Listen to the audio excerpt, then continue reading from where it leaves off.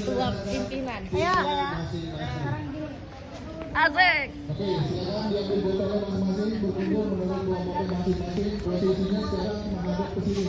Kelompok 1, 2, 3, 4, 5, 6.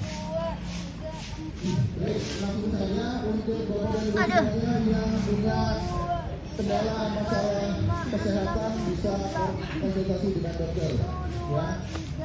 Konsultasi dengan dokter kalau perjalanannya dari Kuala maka tidak terlalu jauh, tapi kalau memang nggak mampu bisa konsultasi dengan dokter. Jadi nanti langsung di blok di ya, ketua kelompok boleh ke depan semuanya. Ketua kelompok boleh. Cukup lah ya teman-temannya. Cukup. Udah cukup sekian. Terima kasih ya coach.